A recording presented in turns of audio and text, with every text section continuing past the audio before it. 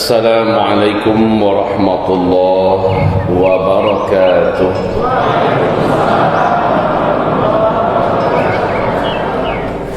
Alhamdulillahi rabbil alamin. Wa bihi nasta'inu ala umurid dunya waddin. Ashhadu an la ilaha illallah وحده لا شريك له وأشهد أن سيدنا وحبيبنا محمدا عبده ورسوله لا نبي بعده. اللهم لا سهل إلا ما جعلته سهلا وأنت تجعل الحزن إذا شئت سهلا. ربنا اشرح لنا صدورنا ويسر لنا أمورنا واحلل عقدة من لساننا يفقه قولنا. اللهم أرنا الحق حقا وارزقنا اتباعه وأرنا الباطل باطلا وارزقنا اجتنابه. أما بعد، معاشر المسلمين والمؤمنين مسلمات والمؤمنات إن شاء الله أرشدني وإياكم الله. Marilah bersama-sama kita menghaturkan syukur kita kepada Allah Subhanahu wa taala di malam hari ini dengan mengucapkan kalimat berikut ini. Alhamdulillah bi ni'matihi tatimmus salihah. Sama-sama Bapak Ibu. Alhamdulillah bi ni'matihi tatimmus salihah. Artinya adalah segala pujian hanyalah untuk Allah. Dengan dan karena nikmatnya kita akhirnya mampu menyelesaikan dan mengerjakan amalan-amalan yang saleh.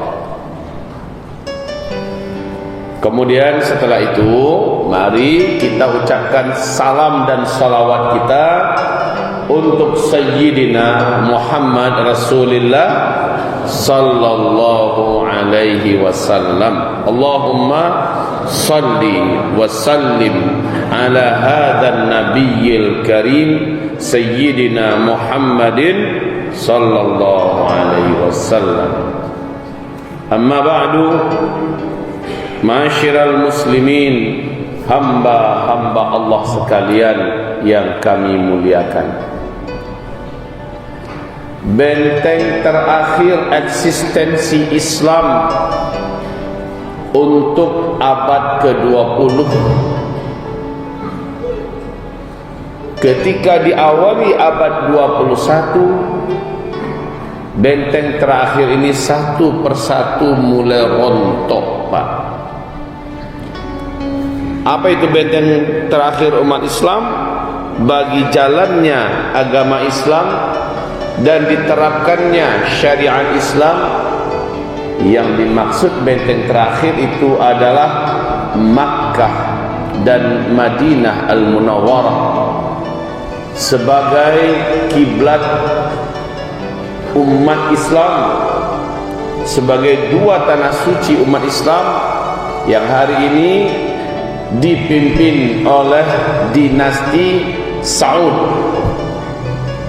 yang kita sebut dengan sekarang istilahnya adalah Arab Saudi. Hari ini bapak-bapak dan ibu-ibu, pemandangan yang kita dapati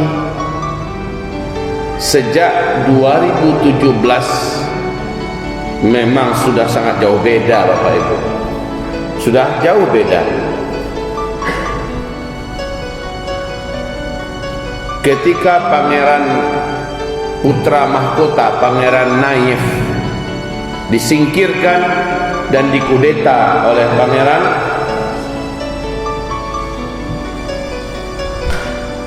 Muhammad bin Salman. Maka sejak itu Muhammad bin Salman merubah haluan kerajaan Arab Saudi yang sebelumnya total bersyariah menuju liberalisme.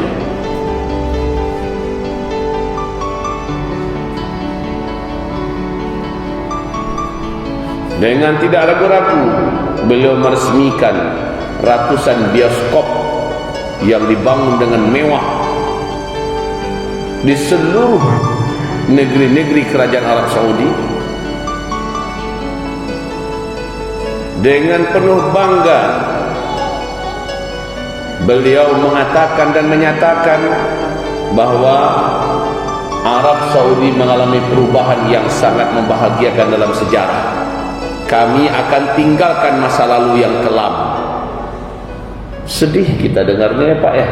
Masa lalu yang kelam itu adalah masa lalu yang berislam. Dianggap itu masa lalu yang kelam. 1,5 bulan yang lalu, di depan utusan berbagai negeri dan negara di wilayah kawasan Teluk dan Timur Tengah, beliau begitu mantap berkata dengan pasang muka yang sangat bangga pada diri sendiri, mengatakan Eropa baru, Arab akan menjadi Eropa baru dalam 5 tahun ke depan. Semua apa yang ada di Eropa ada di Arab. Semua maksiat yang ada di Eropa ada di Arab. Semua dosa yang dibuat di Eropa ada di Arab. Dan saya pastikan itu, katanya. Kalau mau cari Eropa, nggak perlu lagi ke Eropa, datang saja ke Arab, semuanya tersedia. Dia sebutkan semua negara-negara: Arab Saudi, Bahrain, Kuwait, Uni Emirat Arab. Dia sebutkan. Kaum muslimin yang kami muliakan, tanggal 24 April 2021 di depan televisi nasionalnya, dan bisa dibuka di YouTube kalau mau, saat diwawancarai oleh presenter, maka beliau berkata dengan penuh gagah, tidak ada rasa takut sedikit pun kepada Allah Subhanahu wa ta'ala, bahwa yang beliau akui dalam Islam ini hanyalah Al-Quranul Karim dan hadis mutawatir. Adapun hadis sahih yang banyaknya luar biasa, dan itu adalah fondasi dasar, di atasnya berdiri hukum-hukum Islam, dia katakan saya tolak semuanya, menolak hadis sahih. Jangankan hadis sahih li ghairi, jangankan hadis hasan, jangankan hadis hasan li ghairi dan dhaif, sedangkan hadis sahih saja ditolaknya semua. Artinya apa? Artinya tak lama kemudian setelah itu, semua syariat Islam baik di bidang pendidikan sampai kepada bidang ekonomi, sampai ke bidang kesehatan, sampai ke bidang hukum, pidana, perdata dan lain-lainnya, semuanya akan dihapuskan dan dianggap hukum ilegal. Hukum Allah Subhanahu wa taala akan dianggap sebagai musuh negara. Sebab apa?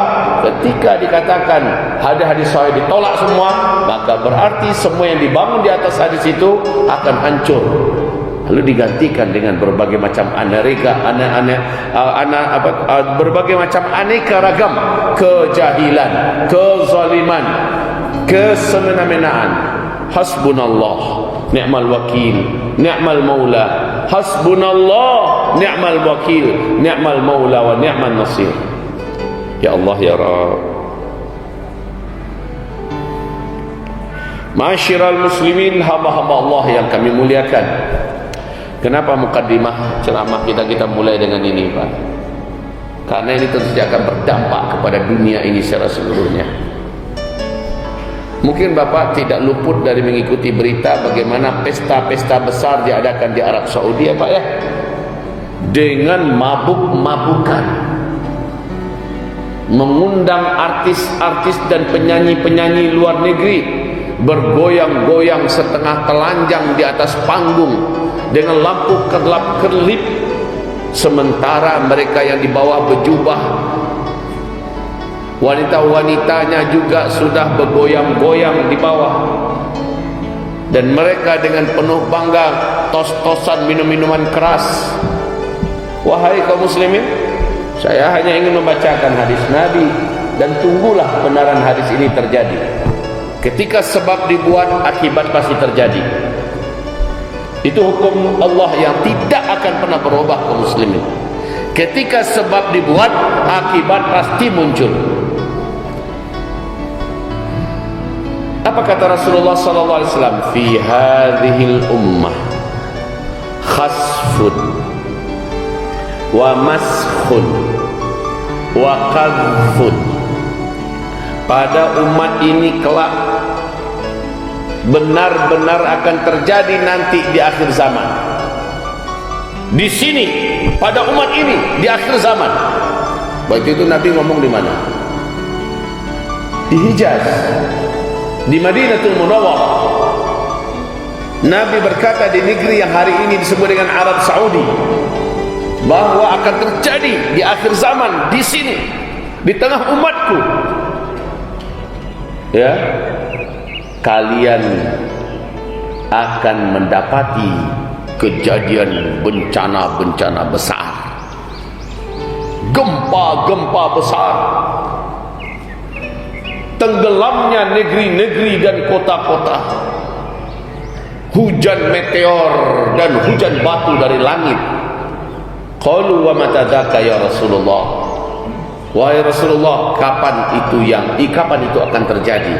Kata Rasulullah, idza dhaharatil qainat, apabila kalian sudah mendatangkan penyanyi-penyanyi wanita, wal ma'azif, apabila kalian sudah mencintai, menyukai musik-musik, konser-konser musik raksasa apa dibuat, wasyuribatil khumur, apabila minuman-minuman memabukkan, barang-barang memabukkan sudah kalian konsumsi secara terang-terangan dan terbuka, saat itu kalian buat, saat itu bencana-bencana alam besar akan melanda muka bumi ini.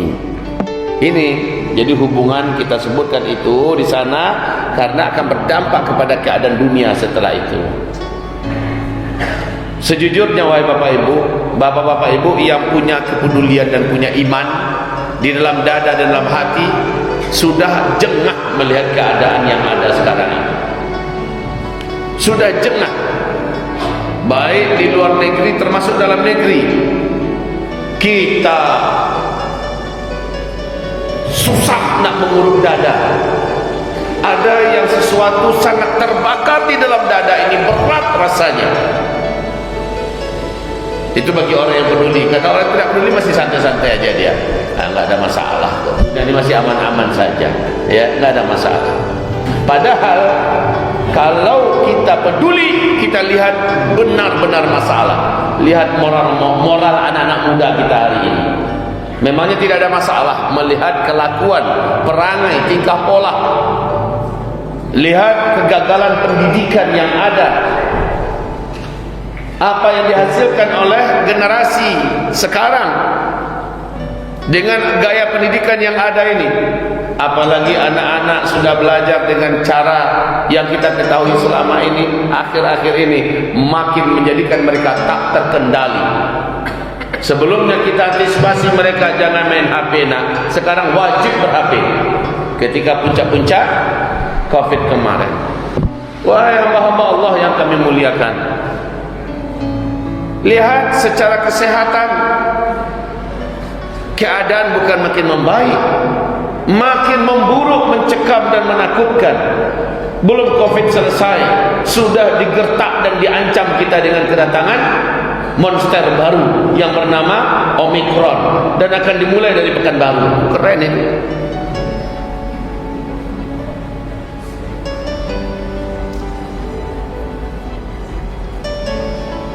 Ibarat Allah yang kami muliakan, di segi ekonomi kita benar-benar merasa tercekik hari ini, khususnya pengusaha-pengusaha, pedagang-pedagang muslim dan rakyat jelata benar-benar tertelungkup, Pak.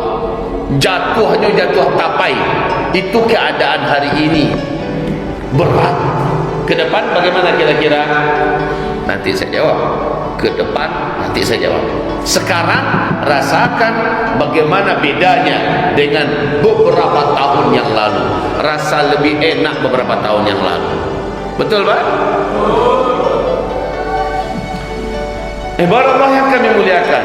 Oh, apalagi secara politik. Hari ini secara politik kita tak mampu bicara lagi dah. Tak tahu nak ngomong apa kita secara politik. Semraut, acak kadul, terobrak-abrik. Tidak tahu lagi kita mau milih siapa, mau buat apa. Ke depan itu masih ada enggak harapan buat kita? Setiap kali kita punya harapan, setiap kali harapan itu kandas dengan sangat menyakitkan. Betul, Pak? Wahai Bapak Ibu yang kami muliakan, kira-kira ke depan bagaimana? Oh, ya, kayaknya kan gak selamanya badai itu akan menghantam. Pasti akan datang masa tenang. Fa inna ma'al usri yusra. Inna wa inna ma'al usri yusra. Itu pasti, ya. Jadi bagaimana? Kira-kira ke depan aman insyaallah, ya. Kondisi pasti akan stabil kembali. Amin. Kita aminkan. Optimisnya bahasa orang-orang ini bawa ayat, kita aminkan. Amin. Mudah-mudahan iya. Iyo kadaknya. Kan begitu kan? Namun ayat ini secara umum tidak akan pernah berubah dan pasti benar. Akan tetapi Rasulullah berkata di akhir zaman, sebelum Islam menggenggam dunia, sebelum Islam memimpin dunia, keadaan yang kalian rasakan, berjalannya waktu ke depan terasa makin lama ke depan makin terasa berat, makin lama ke depan makin terasa berat, makin lama ke depan makin terasa berat. Hari yang kalian jalani pada saat ini lebih berat daripada yang telah kalian lalui, dan hari yang esok kalian akan datangi lebih berat daripada hari ini yang sedang kalian jalani. Di bidang apa? Di semua bidang, Bapak Ibu. Di semua bidang. Kalau begitu badabuk-dabuk jantung awak rasanya, ya. Berdebar-debar rasanya jantung ini. Akankah kita kuat? Akankah kita selamat? Bagaimana dengan anak dan generasi keturunan kita? Bila sekarang saja kita seperti sudah bukan lagi berpijak di bumi yang sama, kondisi pada hari ini tidak mampu lagi untuk kita mengatakan kalimat apa. Mengurut dada dengan rasa yang sangat sakit, panas yang tidak karu-karuan.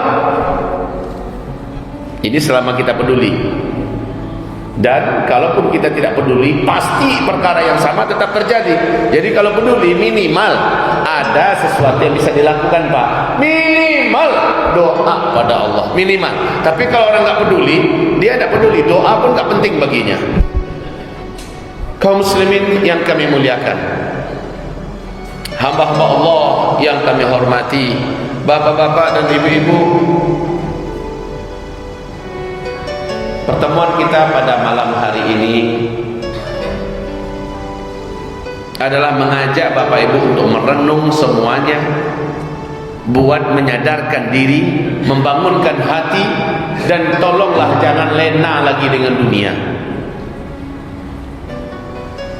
Apa yang digambarkan dikatakan Rasulullah SAW sebenarnya 100% hak, bahwa Rasulullah bersabda sallallahu alaihi wasallam, iqtarabatis sa'ah wa la yazdaduna minad dunya illa hirsa. Ini benar sekali. Rasulullah bersabda, ketika kiamat semakin mendekat, maka keadaan umat manusia pada masa itu, mereka semakin selera dengan dunia, mereka semakin memburu dunia, mereka semakin cinta dunia.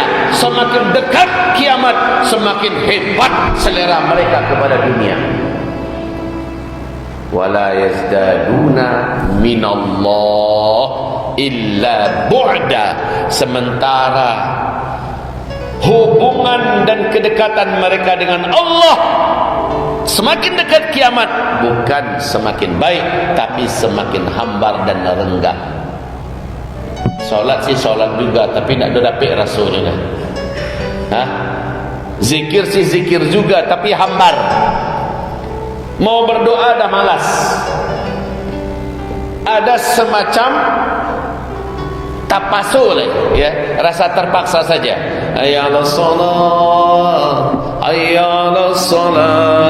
Ketika panggilan itu datang, ala tibul waktu. Lah masuk waktu capek na waktu rasanya. Bukan alhamdulillah dah masuk waktu solat. Ya Allah, rindunya mau datang ke masjid. Ya, tak ada itu. Yang ada adalah dicapik na waktu kau. Lah azan lo balik. Bahkan ada sampai memakak saya azan tu. Inna lillahi wa inna ilaihi raji'un. Wahai hamba-hamba Allah yang kami muliakan, yang kami cintai, makin dekat kiamat, kalian makin jauh dengan Allah. Hubungan dengan Allah makin renggang. Apalagi berkali-kali kita memiliki harapan-harapan positif dengan beberapa kegiatan dan agenda-agenda keumatan yang diadakan. Ternyata kita terhempas dan terhempas, seolah-olah Allah tidak menolong kita, seolah-olah Allah tidak bersama dengan kita. Akhirnya menjadikan sebahagian kita berburuk sangka kepada Allah Subhanahu wa taala. Sepertinya Allah tak sayang kita, sepertinya Allah tidak peduli dengan kita, sepertinya Allah Subhanahu wa taala memang meninggalkan kita. Ya sudahlah kalau begitu, saya juga ala kadarnya saja dengan Allah, dan tak usah lagi ngurus-ngurus agama, tak usah lagi ngurus-ngurus negara, tidak usah lagi sibuk-sibuk dengan apapun keadaan. Yang mungkar-mungkar sajalah, yang batil-batil sajalah, yang jahat-jahat sajalah, yang zalim-zalim sajalah. Saya mau sibuk pula dengan urusan saya. Orang-orang yang semacam ini adalah orang-orang yang tayas dari rahmatillah, yang berputus asa dari rahmat Allah Subhanahu wa taala. Oh bapak-bapak dan ibu-ibu yang kami muliakan, saya tidak berdoa 2022 terjadi hal yang buruk. Justru kebalikan, saya minta, ya Allah, saya tidak pernah menyebutkan tahun 2022, tetapi ya Allah, jadikan tahun ini hamba dan keluarga hamba, hamba dan santri-santri hamba, hamba dan seluruh komunitas jamaah hamba, jadikan kami semua selamat ya Allah. Itu saja doa kami. Kami tidak berani mengungkap-ungkapkan, oh kaum muslimin 2022 akan terjadi petaka besar, kematian massal di seluruh dunia, akan terjadi begini begitu. Oh tidak, kami tak akan sebutkan itu, karena setiap perkataan punya konsekuensi. Lebih baik ngomong yang positif-positif. Positif-positifnya apa? Doa itu positif. Doa itu mengandung kekuatan energi positif yang sangat baik, karena kita menyampaikannya pada Allah yang maha mampu memberikan solusi. Kita menyampaikannya kepada Allah yang maha mampu memberikan jalan keluar. Kita menyampaikan rasa khawatir, takut kita kepada Allah, bukan pada makhluk, dalam rangka agar Allah menyelamatkan kita. Kalau memang betul terjadi hal yang kita takutkan dan yang kita khawatirkan, kita sudah laporan dulu pada Allah. Jika itu terjadi, Allah, please ya Allah, mohon ya Allah, selamatkan kami. Itu yang diminta kepada Bapak Ibu dalam ceramah ini. Marilah Bapak Ibu, hamba-hamba Allah yang kami muliakan, bila kata Rasulullah hubungan orang dengan Allah semakin renggang, buktikan di akhir zaman kita beda. Sebenarnya ada isyarat-isyarat halus dari Rasulullah. Setiap kali Rasul menyebutkan hal-hal negatif di akhir zaman, umatku nanti di akhir zaman akan begini, umatku nanti di akhir zaman akan begini, akan begini. Isyarat positifnya, isyarat halusnya dari Rasulullah, lakukan pada dirimu yang bukan seperti itu. Umatku nanti makin rakus dengan dunia di akhir zaman. Sekarang kita buat kebalikan dari itu. Saya yang mencari dunia, saya tidak mau ketinggalan dunia, tapi demi Allah, ketika saya mencari dunia, saya dapatkan dunia, saya akan menangkan akhirat saya dengan dunia yang ada di tangan saya. Itu prinsipnya. Buat kita berbeda, Pak. Ketika Rasulullah mengatakan makin dekat kiamat, hubungan orang dengan Allah makin tidak mesra, buat kebalikannya. Biar itu kebanyakan umat Nabi tak apa-apa, tapi kita umat Nabi yang istimewa. Gitu, Pak. Kita umat Nabi yang istimewa. Ketika Nabi mengatakan hubungan kita renggang dengan Allah, kita berbeda. Letak bedanya gimana? Ketika orang-orang sibuk, hayya 'alas shalah, hayya 'alas shalah, panggilan azan datang, orang-orang masih santai, masih main, masih mau tauta, masih ngobrol, masih sibuk meeting dan sebagainya. Kita beda. kita langsung tinggalkan kegiatan kita, tutup aktivitas kita, ya, maka langsung bergerak menuju ke masjid, dan kita ada di soft pertama. Buat kita beda, Pak. Ketika semua orang masuk ke masjid masih buka HP, kita tidak. HP kita sudah dari luar masjid sudah kita matikan HP itu. Ketika semua orang habis sholat, bukan zikir dia, tetapi buka HP, ngelihat surat apa yang masuk, apa pesan baru dan sebagainya. Buat kita beda, seolah-olah kita tidak punya HP. Kita hanyut dalam kenikmatan zikir. Dan setelah itu kita salat sunat, lalu kita angkat tangan berdoa. Buat kita beda. Jadikan kita beda di akhir zaman ini. Ketika jam-jam di mana situ biasanya orang-orang sibuk menggali dunia, mengais dunia, saat itu kita sisakan waktu kita di pagi hari untuk bertemu lagi dengan Allah, melaksanakan ibadah duha minimal 2 rakaat, dan itu dengan gaya yang paling tenang, gaya yang paling khusyuk. Ketika semua orang hanyut dalam ambisi, emosi, cita-cita, ketamakan dunia, saat itu kita sedang di atas sajadah berdua-dua dengan Allah Subhanahu wa taala. Buat kita beda, Pak. Buat kita beda. Ketika semua orang hampir-hampir lagi tidak bergairah bicara agama, sudah tidak bergairah lagi untuk bela agama, kita tampil beda dengan orang-orang kebanyakan itu. Jadi buat kita beda. Sehingga Nabi berkata, tuba lil ghuraba, beruntung nianlah orang-orang yang beda nanti di kalangan umatku di akhir zaman. Beruntung mereka. Kenapa? Tuba itu adalah sebuah kawasan nan maha spesial di dalam jantung surga, di mana dia ditempatkan situ. Tuba itu adalah tempat di dalam jantung surga, maha istimewa. Orang-orang yang beda di akhir zaman, bedanya mengarah kepada yang positif. Begitu, Pak. Sekarang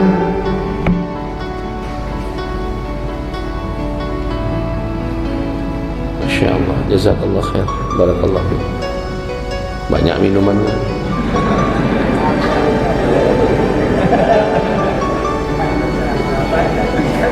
Tapi judulnya berbeda, malam ini beda. Masya Allah, alhamdulillah. Ya, Bapak Ibu yang kami muliakan, kita di akhir zaman ini orang beriman, khusus umat Nabi yang spesial, kita ingin dapatkan apa yang pernah Nabi katakan dulu. Di akhir zaman, umatku yang beda, umatku yang melawan arus, umatku yang istiqomah, umatku yang ingin menampilkan Islam kafah. Mereka di mata Allah, mereka di sisi Allah akan diberi pahala 50 kali lipat pahalanya kalian, wahai para sahabatku. Para sahabat bertanya, ya Rasulullah, 50 kali lipat pahalanya kami atau 50 kali lipat pahala mereka di zaman saat itu? Kata Rasul, bukan, bal minkum, bukan 50 mereka yang hidup zaman mereka, tapi 50 kali lipat pahala kalian. Kalian hari ini dapat ujian, mereka dapat ujian mereka lebih berat daripada kalian. Iya, Pak, ujian yang kita rasakan hari ini lebih berat. Bukan ringan ujian para sahabat itu, tapi ujian hari ini lebih berat. Kalau dulu seberatnya ujian, masih ada Rasul peneduh mata mereka, masih ada Rasul tempat curhat mereka, masih ada Rasul untuk mengobati rasa sedih, iba dan luka di hati mereka, masih ada Rasul yang mereka bisa harapkan doanya Rasul pada Allah. Betul ya? Kalau sekarang kita mau ngomong sama siapa? Ulama mana yang kita harapkan pada hari ini? Ustaz mana yang kita bisa berbagi curhat kepadanya? Ustaz dan ulama pun pada hari ini dalam keadaan tidak menentu suasana hatinya. Maksudnya apa tak menentu? Coba ulama mau bicara kebenaran, mau bicara al-haq secara belak-belakan dan terang-terangan, ulama ini dengan cepat dikepung oleh komunitas buzzer RT, dan pada akhirnya dikadukan, kemudian langsung diproses dan tersangka, kemudian masuk kandang setumbin. Kaum muslimin yang kami muliakan, jadi hari ini bagaimana para ulama? Ya sudah, ngajar baik-baik di sekolah-sekolah, di pondok-pondok pesantren, mengurung diri. Kalaupun ceramah, ya sudahlah sampaikan yang ma'ruf saja, jangan cerita yang mungkar bahaya. Ya ma'ruf saja, ya. Itu aman kalau seperti itu. Kalau bicara mungkar habis Pak, disikat oleh buzzer RP. Ya, nggak usah lagi bahasa-bahasa buzzer RP aja. Jadi hari ini wahai kaum muslimin, posisikan diri kita Bapak Ibu sebagai orang yang beda.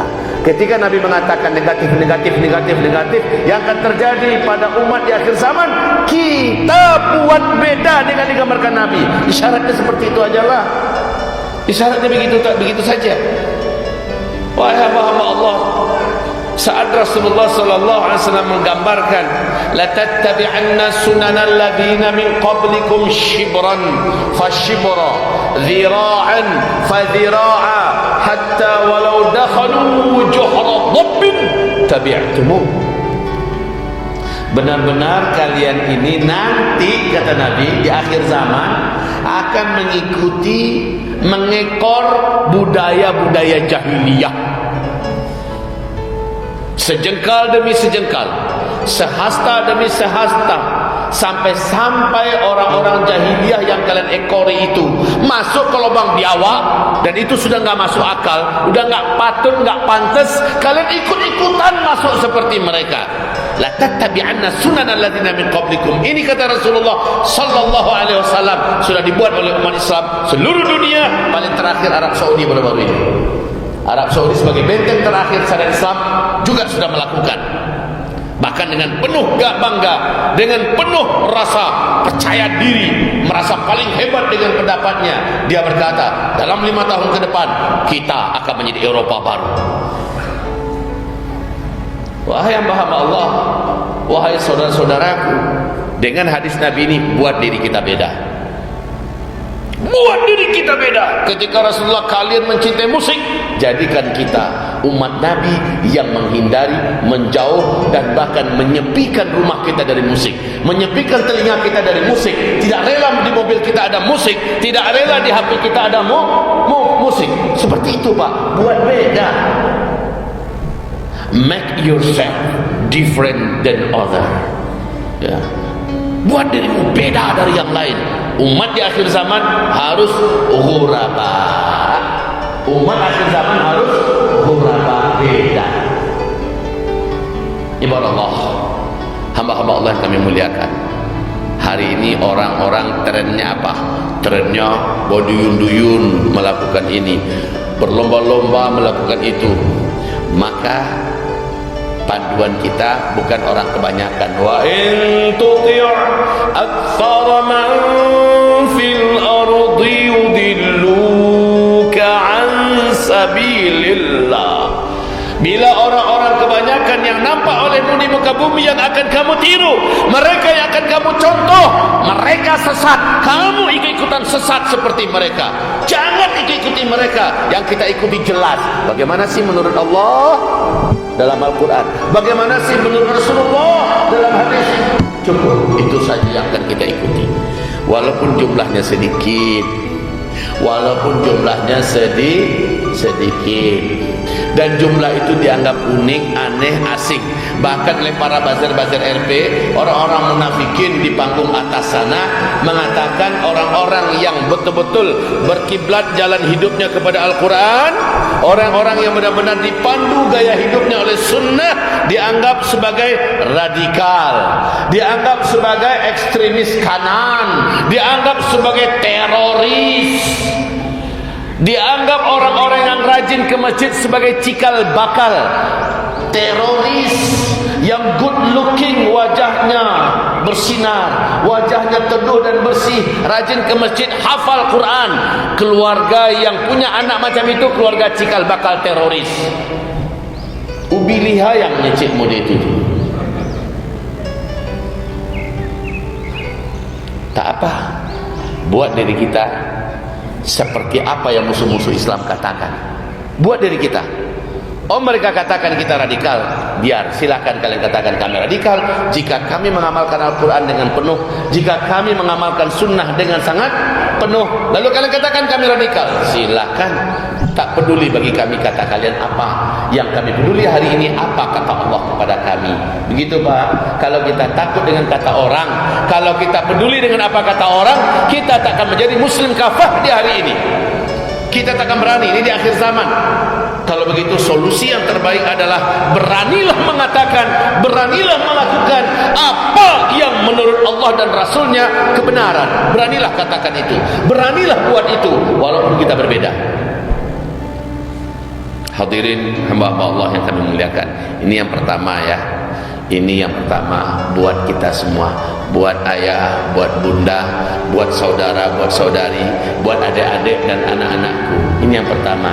Jadilah kita di akhir zaman ini orang yang melawan arus.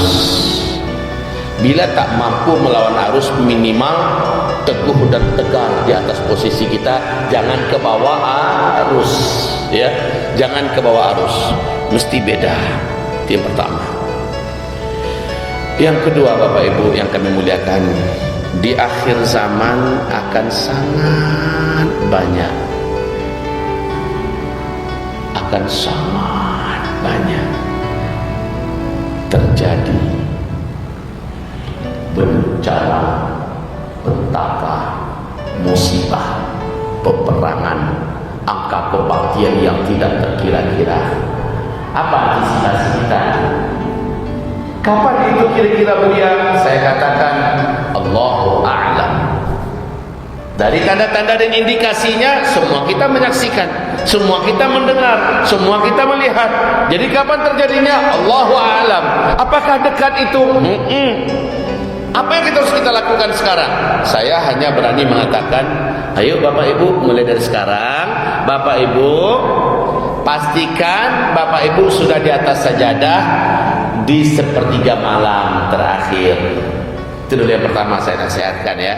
Bangunlah Bapak Ibu minimal jam 4 jadi bangunlah di atas sajadah, sujudlah yang lama, bacalah baca-baca sujudnya, berdoalah kepada Allah. Setelah tahiyat assalamualaikum assalamualaikum, zikir, lalu angkatlah tangan, minta kepada Allah. Hari ini waktu yang sangat tepat Bapak Ibu nyinyir minta kepada Allah. Jadi bangun tahajud, doa yang panjang. Tiap malam bangun tahajud, doa yang panjang. Tiap malam Bapak Ibu bangun tahajud, doa yang panjang. Seperti kata Imam Syafi'i rahimahullah, orang yang berdoa saat sepertiga malam terakhir seperti orang yang memanah kena tepat sasaran. Maksudnya apa? Pasti doanya makbul, mustajab. Jadi sekarang Bapak Ibu bangunlah sepertiga malam terakhir, sholatlah tahajud, habis berzikir, berdoalah. Kalau belum bisa menangis tak apa-apa, tapi kalau bisa menangis jempol dua. Kalau bisa menangis jempol dua. Wahai Bapak Ibu yang kami muliakan, kenapa begitu? Hadis Nabi berikut ini, man sarrahu ayastajiballahu, man sarrahu ayastajiballahu lahu 'inda asy-syada'idi wal karib falyukthirid du'a 'inda ar-raha. Siapa saja orang-orang yang ketika dia dapat bencana, dapat musibah, dapat ujian, dapat petaka, ketika dia sedang dalam kegoncangan dan bahkan ancaman kematian, dia berdoa kepada Allah. Sekali saja dia berdoa, langsung Allah turunkan jawaban, langsung Allah tolong dia, langsung Allah selamatkan dia. Nah, siapa orang yang ingin mendapatkan perlakuan istimewa tersebut dari Allah Subhanahu wa ta'ala, kata Rasulullah, hendaklah ketika suasananya masih aman, suasananya masih tenang dan santai, dia memperbanyak doa-doa itu kepada Allah. Ya Bapak Ibu, kini masih tenang keadaan kita, kini masih aman keadaan kita, kini masih nyaman, masih bisa Bapak Ibu berdoa dengan tenang. Perbanyak doa itu hari ini Bapak Ibu. nanti ketika terjadi ketakutan yang mematikan, ketika terjadi bencana yang mengerikan, Bapak Ibu angkat tangan. Sementara sebelumnya Bapak Ibu sudah rajin berdoa, Bapak Ibu duluan yang akan dikabulkan oleh Allah Subhanahu wa ta'ala. Senjata kita hari ini cuma doa. Senjata kita hari ini hanya doa, tak ada lagi yang lain. Senjata berbentuk ini kita nggak punya. Pakai pisau saja kita udah teroris. Hah? Kita nggak punya apa-apa sekarang ini. Yang kita punya hanyalah doa. Maka perbanyak itu sekarang. Wahai Bapak Ibu, dalam hal ini kita juga wajib nyinyir kepada Allah Subhanahu wa taala. Doa. Habis sholat 5 waktu, Bapak Ibu, zikir. Habis zikir, sholat sunat ba'diyah. Habis sholat sunat ba'diyah, berdoa. Berdoa. Dan buang dari hati Bapak Ibu, ambo berdoa agak talamus kete kece orang beko. Sok siap pajak rumah. Kan ya Pak ya? Sok siap balam-lamuan doa. Nah, orang-orang yang macam ini kaum muslimin bukan sedikit sekarang ini. Marah partai cemeh Indonesia itu. Biarkan. Mereka hari ini mentertawakan kita, besok mereka akan melihat bagaimana kita sangat diprioritaskan oleh Allah dalam keselamatan, sementara mereka tenggelam dalam bencana dan musibah. Tapi kita beda, kita diselamatkan oleh Allah. Sekarang waktunya. Sekarang waktunya. Saya tidak berani memastikan 2022 ini, 1443 ini apa yang akan terjadi. Tetapi ada kewaspadaan tingkat tinggi, Pak. Ada kewaspadaan tingkat tinggi bahwa lebih baik kita bersiap siaga, dan itu dengan cara banyak bergantung, bertawakal kepada Allah dalam doa yang sangat kuat. Itu yang paling bagus, Pak ya. Ini nomor 2 nasihat saya. Kok laika laguno nasihat adukor amantan langsung. Malam nanti langsung berniat, berazam, bangunkan pakai jam waker kalau agak kurang terbiasa bangun, ya. Bangunkan pakai handphone, itu gunanya handphone sekarang ini bisa membangunkan kita tidur.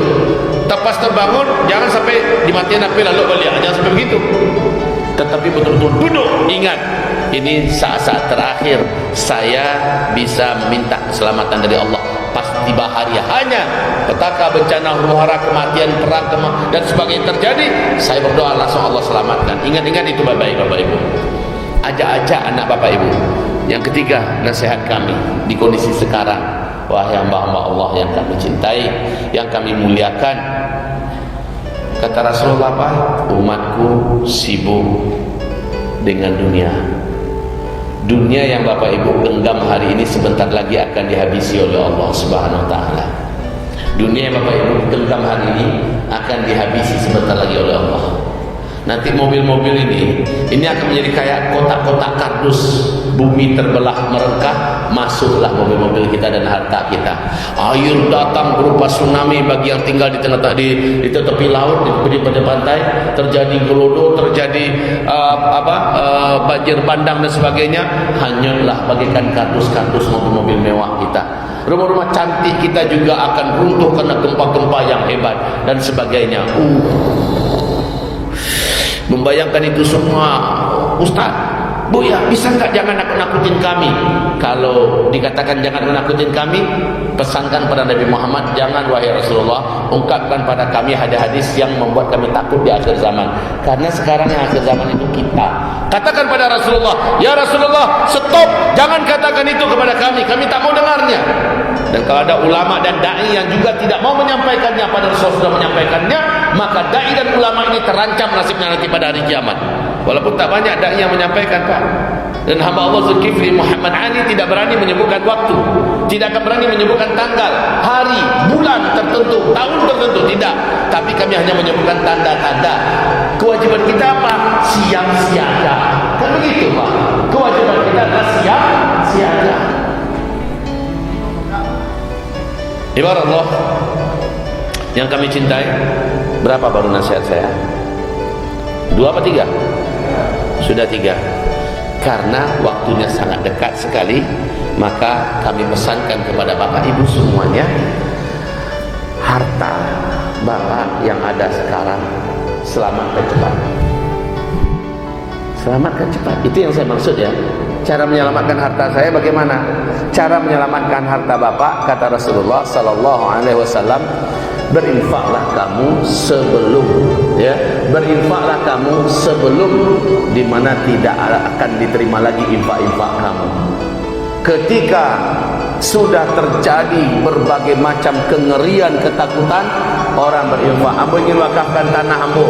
Ketika manusia sedang dalam keadaan ancaman kematian, peperangan di mana-mana, orang mau wakaf tanah ketika itu. Tak ada lagi yang menerima apa? Kemudian di Suriah.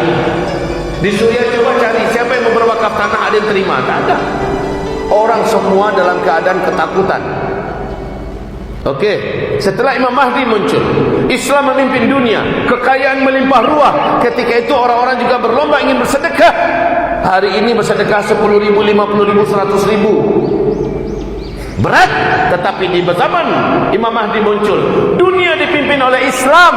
Orang akan berwakaf, orang akan berinfak, bahkan berhadiah sebanyak 2 telapak tangan, genggaman tangan, emas menjulang.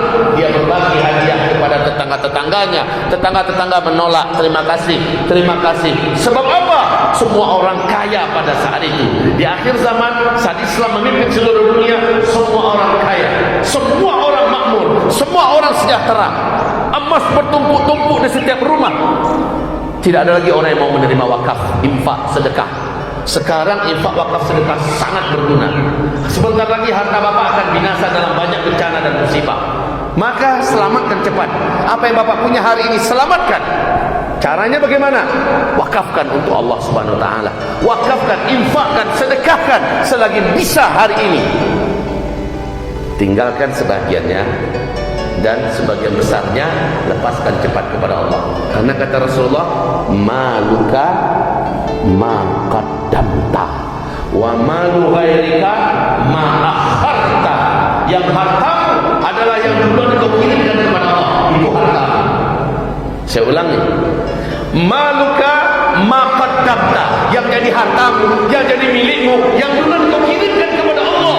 Wa malu ghairika ma akharta. Adapun harta orang lain dan bukan jadi hartamu, walaupun kamu yang mencarinya, kamu yang mendapatkannya, kamu yang menguasainya, dan atas nama kamu di dunia ini, tapi kamu tinggalkan, kamu mati, kamu tidak bisa membawanya, kamu belum sempat mengirimnya, itu harta orang lain yang kamu yang akan dihisab pada hari kiamat.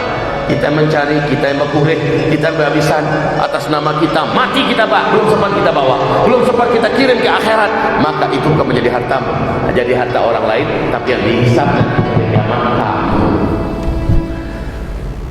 Ya Bapak Ibu, yang akan terjadi di akhir zaman, hancurnya semua teknologi. Maka mobil-mobil, pesawat, semua kemewahan teknologi yang ada, tak ada lagi yang bisa dipakai. Jadi besi-besi rongsokan. Atau yang kedua, banyaknya bencana-bencana, semua kemewahan kita akan dibawa hanyut, akan dibawa tenggelam, akan dibawa hancur, dan kita dihisab nanti pada hari kiamat. Tapi kalau sempat kita lepaskan satu persatu untuk menolong agama Allah Subhanahu wa taala, dia menjadi harta kita. Kalau dunia umurnya masih panjang, Allah jamin akan menggantikan kepada kita 10 kali lipat. Kalau umur dunia disingkat, kita puas. Alhamdulillah. Untung Buya Zulkifli Muhammad Ali dulu menyampaikan kepada kami, dan tertarik ambo mengikutinya, ambo infakkan, ambo wakafkan. Sekarang hari ini benar terjadi. Benar hari ini terjadi. Alhamdulillah sudah duluan saya wakafkan, sehingga dia menjadi pemberat timbangan amalnya pada hari kiamat, dan dia menjadi kebanggaannya nanti pada hari kiamat di padang mahsyar. Itu yang ketiga Bapak Ibu. Itu yang ketiga. Yang keempat, dia ada 5 nasihat ya malam hari ini. Yang keempat Bapak Ibu, jangan ragu-ragu Bapak Ibu pada hari ini. Pada hari ini mantapkan 100%, sekolahkan anak Bapak Ibu, cucu Bapak Ibu ke pondok-pondok pesantren. Jangan ragu-ragu. Bapak akan beruntung, ibu akan selamat, anak bapak ibu akan beruntung dan selamat. Masukkan mereka ke pondok-pondok pesantren. pesantren. Yang pondok pesantren itu bukan untuk cari duit di situ, memang untuk menjaga generasi, memang untuk menyelamatkan anak-anak kaum muslimin, memang untuk mencetak calon-calon kader ulama. Itu niatan pesantrennya. Kirimkan anak-anak kita ke sana. Tolong Bapak Ibu takkan sanggup mengendalikan keadaan yang super jahiliyah sekarang ini. Bapak Ibu takkan sanggup mengendalikan anak Bapak Ibu hari ini, ya. Tidak akan sanggup mengendalikan lingkungan yang begitu rusak pada hari ini. Terlalu berat wahai Bapak Ibu. Jadi supaya selamat, pastikan sampai ke tingkat SMA anak Bapak Ibu, minimal ya, sampai ke tingkat SMA anak Bapak Ibu dididik di pondok-pondok pesantren. Kuat dia. Ini akhir zaman masalahnya. Di akhir zaman.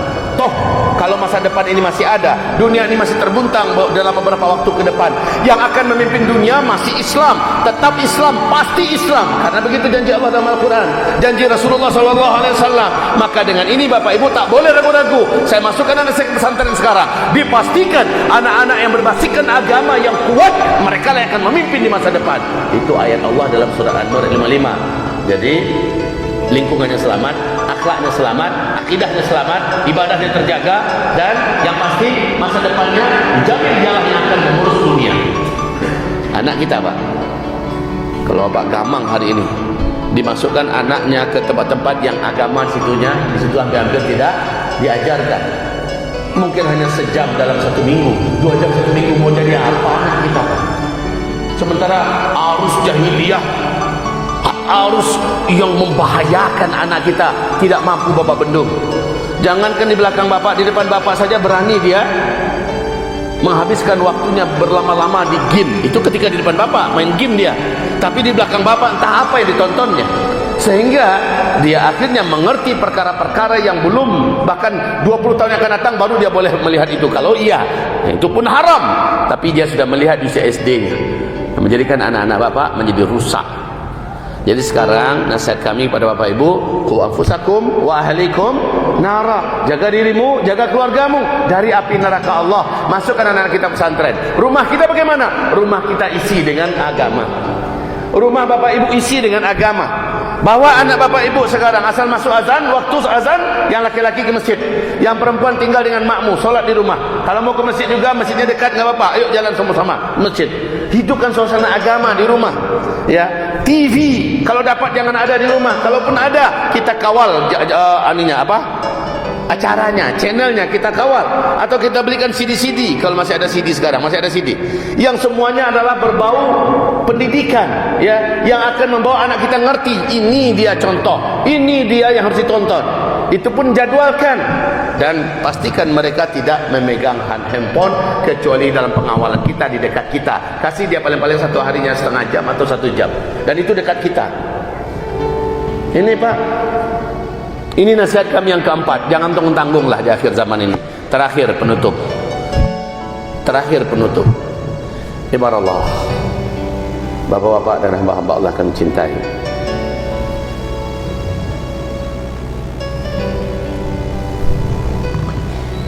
Bila dalam waktu dekat ini Bapak Ibu dikejutkan dengan peristiwa besar di Timur Tengah,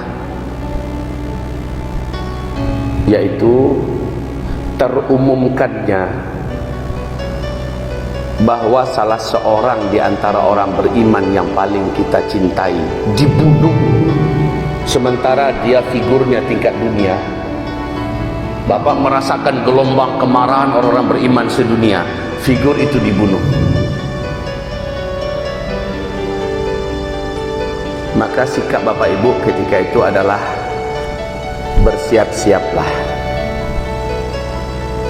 Kita akan dapatkan kabar gembira di balik kesedihan dan kemarahan itu, yaitu keturunan kandung Rasulullah SAW di depan Ka'bah muncul untuk dibaiat oleh 7 orang ulama dunia.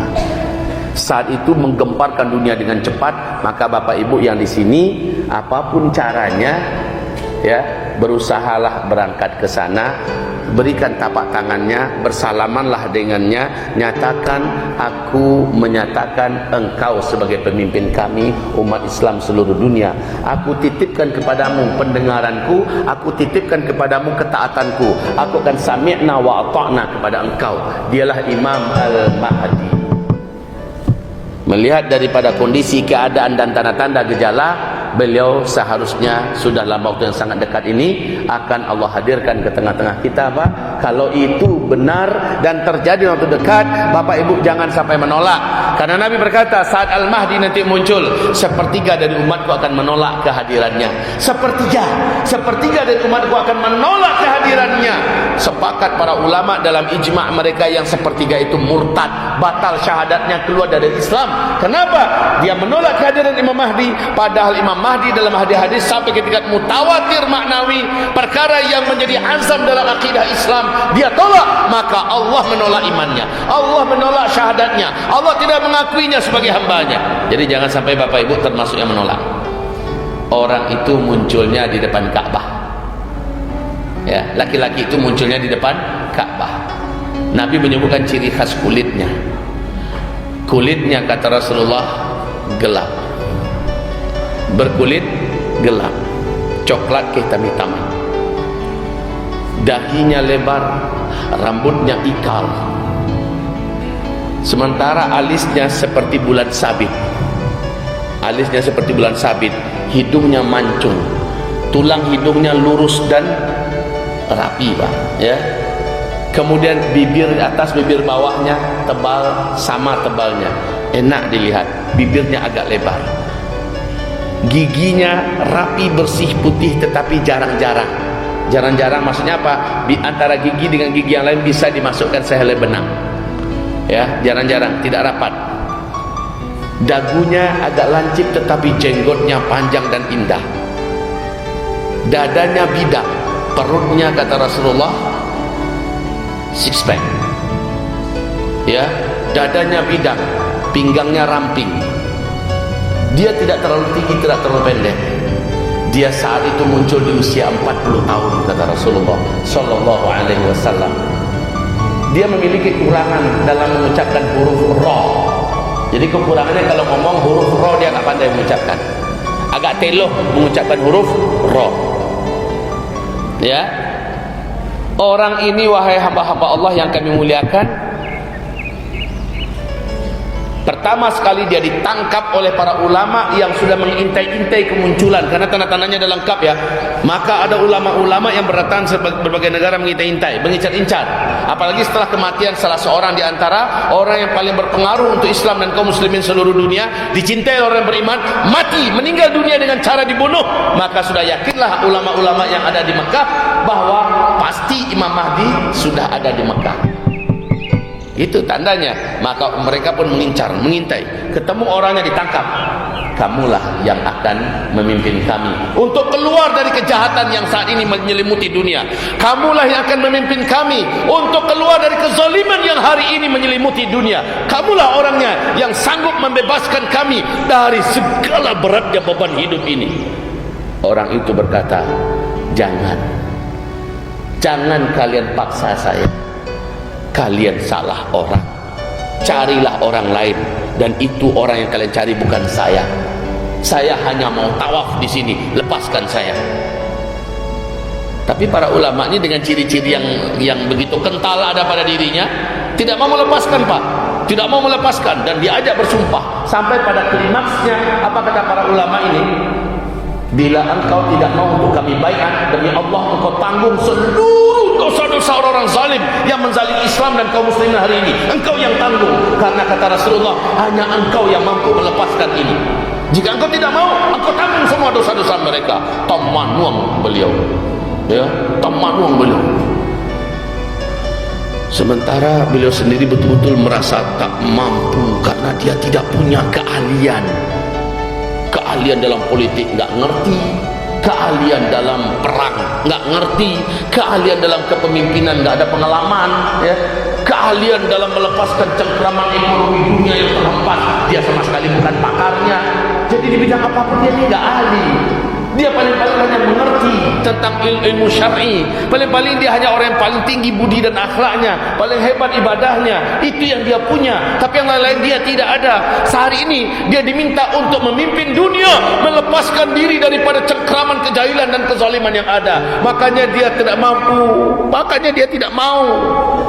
Tapi dengan paksaan dan tekanan para ulama ini, akhirnya dia berkata, lepaskan saya, izinkan saya untuk bermunajat sepanjang malam ini kepada Allah. Maka kata Rasulullah, di bawah pengawalan dan pengawasan orang-orang yang ada di sekitar itu, lelaki ini pun bertahajud, laki-laki ini pun mengangkat tangan, dan dia berdoa, air matanya berurai, bagaimana ini ya Allah, bagaimana ini ya Allah, ya Allah, apa yang harus hamba lakukan?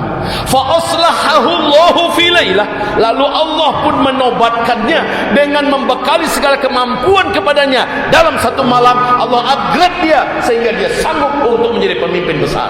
Allah sanggupkan dia dalam satu malam sehingga dia mengerti masalah bagaimana membangkitkan perekonomian dunia. Allah berikan dia kemampuan dalam satu malam sehingga dia tahu bagaimana cara memimpin peperangan dan memadamkan fitnah-fitnah api perang. Allah berikan dia kemampuan bagaimana cara dia menjadi leader. Allah berikan semua kemampuan yang memadai sehingga mantap hatinya di malam hari itu. Besok selepas sholat subuh, selesai zikir subuh, selesai sholat sunat syuruk, para ulama datang lagi kepadanya. Bagaimana? Sudah ada keputusan hatimu? Sudah, katanya. Bagaimana? Saya siap.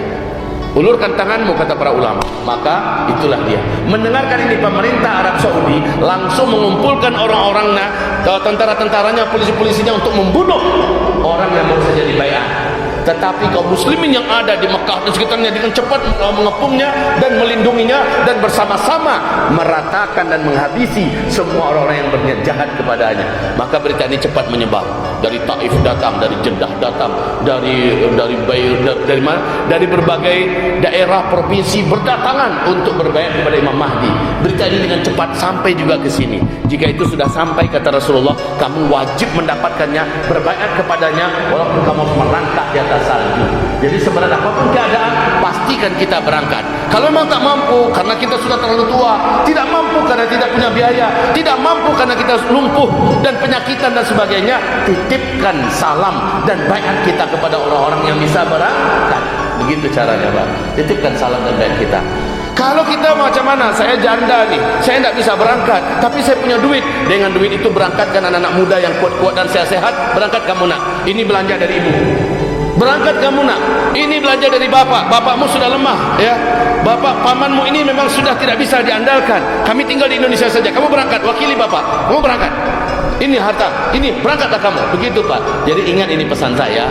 Saya tak tahu kenapa ini malam saya bicara ini, tapi saya hanya yakin jika saya mengatakan ini, berarti ini semacam pesan yang bapak tidak sadar atau ibu sadar bahwa bisa jadi habis ini saya sudah tak ada, atau bisa jadi habis ini kejadian ini langsung terjadi. Allahu a'lam. Yang penting saya sudah sampaikan dengan segala ketidaktahuan kapan pastinya ini, tetapi saat ini sudah selayaknya nomor 1, nomor 2, nomor 3, nomor 4, nomor 5 tadi kita jadikan sebagai harta ghanimah kita di malam hari ini. Yang nomor 1, nomor 2, nomor 3, nomor 4, nomor 5. Yuk Bapak Ibu, leita kana tu yang nomor 1 sampai nomor 5 tadi. Hah? Lai lupa. Kayaknya itu ya, lai lupa. Innalillahi wa inna ilaihi raji'un. Allah. Tapi insyaallah rekaman ini akan membantu, ya. Rekaman ini akan membantu kita untuk kembali mereview ulang apa yang barusan disampaikan. Ya, inilah dia kelebihan orang Indonesia kalau belajar, Pak. Kalau belajar, dengarkan pengajian kita, ini orang Indonesia itu agak jauh dari kebiasaan mencatat. Bapak tahu bagaimana Imam At-Tirmidzi, salah seorang perawi hadis, dia saat duduk di depan gurunya, pasti Imam Tirmidzi melihat teman-temannya semua membawa buku, kertas, pena, mereka nulis. Semua yang dikatakan gurunya dia tulis. Bersemangat mereka nulis. Imam Tirmidzi karena dia fakir, dia hemat kertas dan dia hemat pena. Yang dia tulis yang betul-betul penting saja. Karena dia sering tidak menulis, gurunya akhirnya bertanya kepadanya, Tirmidzi, teman-temanmu yang lain semuanya nyatat, kenapa kamu lebih banyak mendengarkan menyimak? Apa katanya?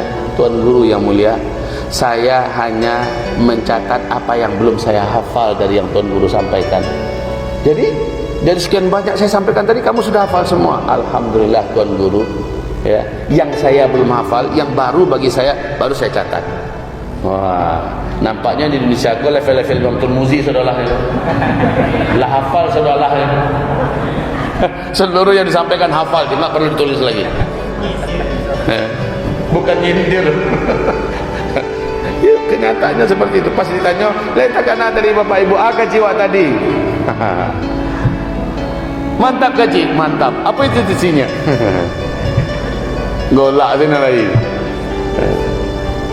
Baiklah, tak banyak sebenarnya, cuma 5 yang saya sampaikan tadi, dan 5 ini mudah diamalkan asal Bapak Ibu istiqomah, Bapak selamat. Bila Bapak Ibu tidak amalkan, sudahlah, saya hanya sekedar menyampaikan dan tidak punya daya, saya tidak punya kekuatan untuk memaksa. Wa ma ala rasulina illal balaghul mubin. Kewajiban para rasul-rasul kami atau para pewaris-pewaris Nabi dan Rasul hanyalah menyampaikan dengan penyampaian yang terang benderang. Baik Bapak Ibu, jika tidak ada yang akan bertanya, saya akan tutup dengan kita berdoa kepada Allah Subhanahu wa taala.